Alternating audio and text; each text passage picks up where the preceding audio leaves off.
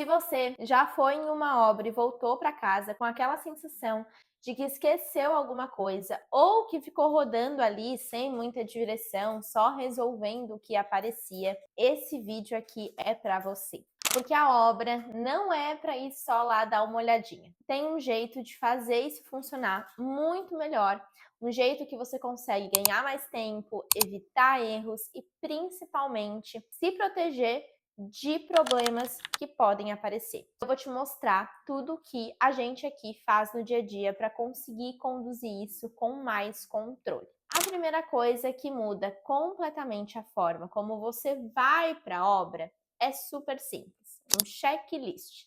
A gente sempre fala, não vá para a obra sem esse checklist. Não é qualquer checklist, tipo um genérico, mas é um checklist onde cada etapa de obra tem as coisas específicas que você precisa olhar e observar. Tem a parte estrutural, tem alvenaria, instalação, acabamentos, ou seja, cada fase ela tem um tipo de erro que pode acontecer. Então é importante que a gente tenha tudo isso muito bem definido, porque se a gente chega sem isso definido, a gente vai rodar a obra, vai olhar o que aparece, resolver uma coisa ali, outra aqui, mas quando a gente for embora, a gente vai ficar com essa sensação de que acabou esquecendo de alguma coisa. E o checklist, ele resolve isso.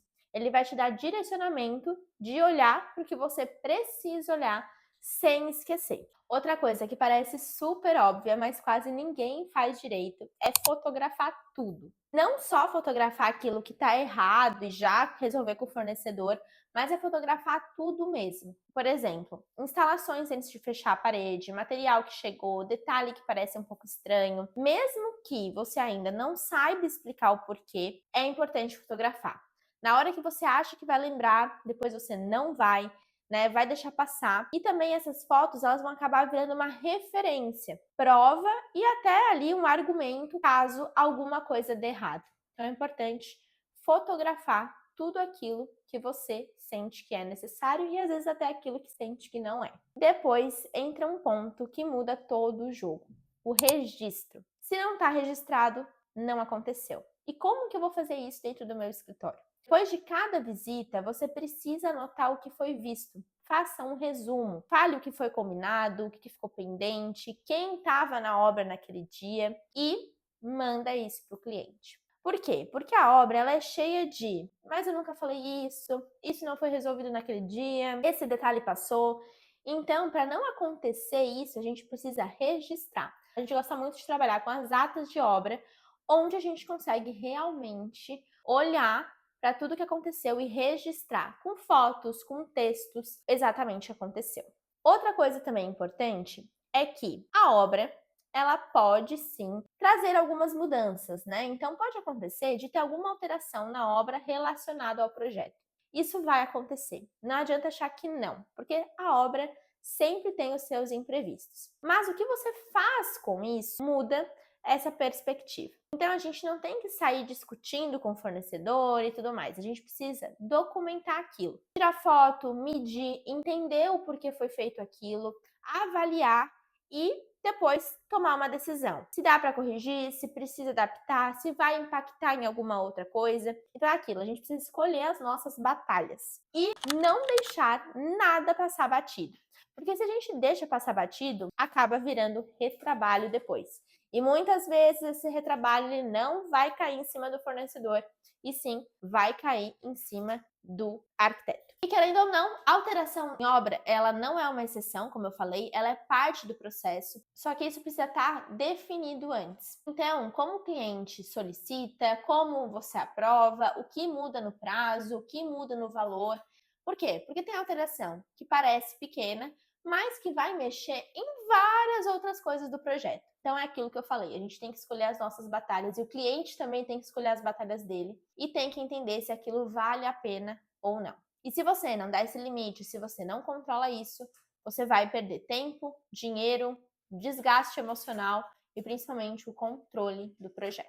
Uma outra situação que acontece muito em obra é a questão do atraso, né? Não sei se você já passou por aí, mas aqui a gente já passou bastante. O erro mais comum de acontecer é o quê? A gente esperar o cliente perguntar. Então a gente deixa o cliente lá, às vezes é um cliente mais tranquilo, que não tá tão em cima, acontece algum atraso, ele não pergunta, você também não fala, e aí você já sabe. Quando ele perguntar, ele vai querer saber por que tá atrasado, por que você não avisou. Então, se você avisa antes com antecedência, se você explica o que aconteceu, se você já traz um novo prazo, fala realmente o responsável, por quê, né, e como vai acontecer, o cliente ele fica mais aliviado porque ele não vai descobrir depois. Ele vai realmente confiar ali que você passou todas as informações certinhas. Outra coisa que já aconteceu também é o material chegar errado na nossa obra.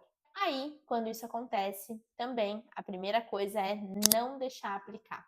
Tentar sempre ter um bom contato com o fornecedor para entender o que aconteceu e realmente pegar a especificação, acionar ele, tentar resolver o problema. E claro, isso só vai funcionar se você tiver tudo bem documentado desde o início, para até não virar uma discussão. Outra coisa que pode gerar uma discussão lá futura é a parte da medição. Então, antes de qualquer execução, é necessário conferir. E isso precisa estar especificado, né? Para o teu fornecedor ele saber que sim, antes de ir no local, mesmo com o seu detalhamento, ele precisa conferir a medida.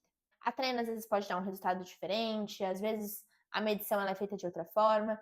E se a gente não deixa isso claro, acontece, já aconteceu, de realmente colocar um móvel ou uma pedra, enfim, do tamanho errado. E aí, mais retrabalho. E por isso que eu digo, todas essas questões são fáceis de acontecer. Não adianta a gente achar que não vai acontecer com a gente, mas a gente precisa ter sempre os prestadores de serviços, fornecedores ao nosso lado. Então, é interessante quando a gente indica alguém, conhece, confia e realmente mostra para o cliente o trabalho daquela pessoa, o quão é bom, para que realmente, né, você tenha já essa conexão. Mas se ainda não tiver, se for um fornecedor que você não tiver essa conexão, cria essa conexão com ele, para você conseguir cobrar. Porque apesar de a responsabilidade do trabalho executado não é uma responsabilidade sua, você sabe que o seu cliente vai sim cobrar de você.